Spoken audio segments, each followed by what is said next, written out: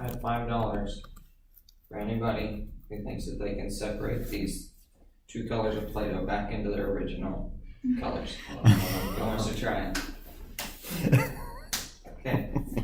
By the end of my speech. Alright.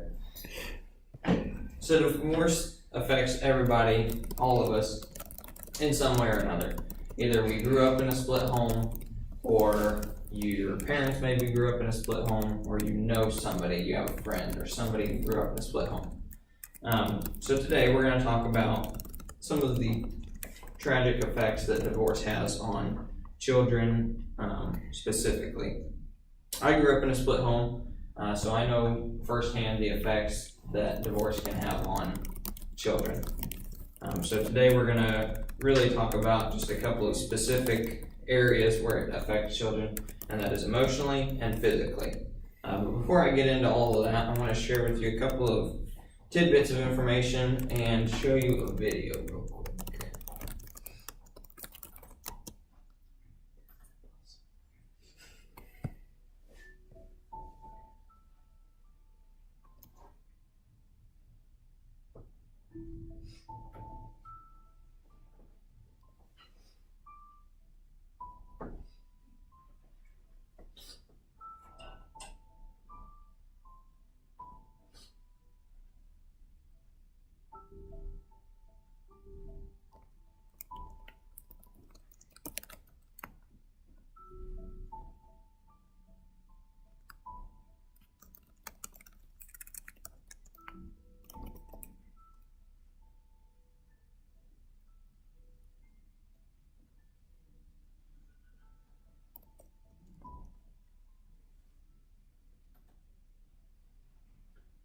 Now, there were no words to that video, but obviously you don't need words to understand how tragic divorce can be on children.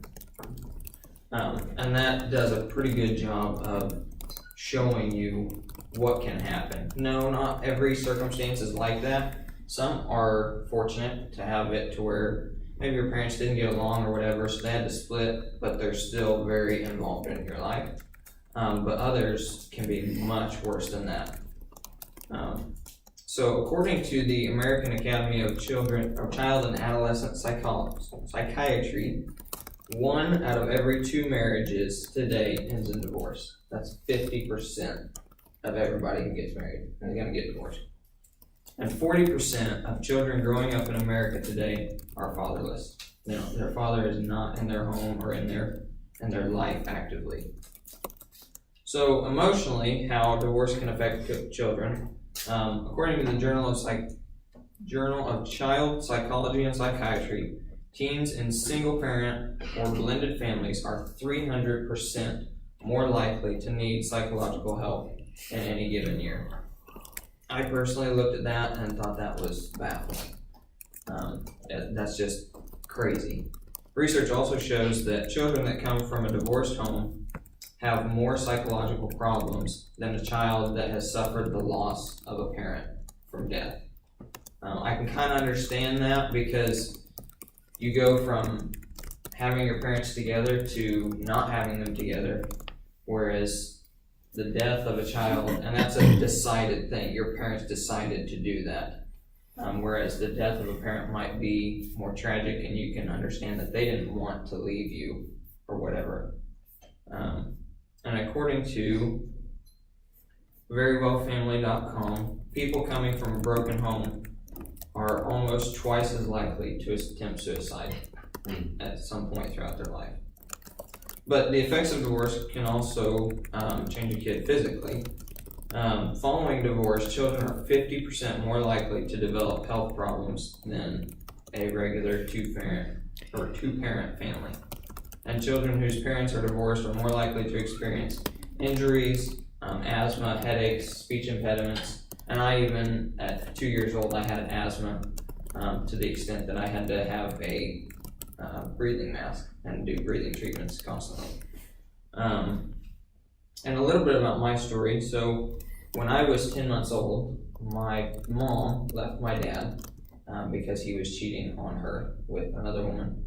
And so I've literally never known what it's like to grow up in a house with my mom and dad in the same home. In some ways, I'm kind of thankful for that because I didn't know what it's like. So then, like, I think that can be harder to have that transition of knowing what it's like, and then everything comes to an end, and then you have to deal with that and process that. That's always been part of my life, so that's what I've always known. But in another aspect, I mean, I've never known what it's like, so it kind of sucks. But, and then when I was 10 years old, my sister decided to go live with my dad, and so that brought even more heartache and everything, and it especially affected my mom because she struggled a lot with that because she's always raised us kids, and my sister got to the point where she didn't speak to her, wouldn't look at her, called her by her name, not by mom, and it was devastating to me to watch the effects that had on my whole family. And then when I was about 11 or 12, my dad and I kind of had a falling out, and I told him, we had gotten in an argument, and I told him, I said, Dad, if you make a big deal out of this, I will not come back. And he looked at me and he goes, okay, that's fine. And so I didn't. I haven't been back since. Now I have a relationship with my dad, but it's not what it could be or what it should be. But that's not because of my choosing. That's simply for the fact that he doesn't like to reach out real well. So today, in conclusion, we've discussed how divorce can affect kids emotionally and physically. And I think something we all need to be reminded of is just treat others the way you want to be treated, like Alonzo said. That can go a long way, and help in any way you can. I mean, if you know somebody that's struggling, just ask them, hey, is there anything I can do, you know? That just knowing that somebody else cares goes a long way. And don't ever treat anybody different because they have a different upbringing than you, or their life is different than you. That should be more of a motive to help them and to want to help them. So thank you guys for listening.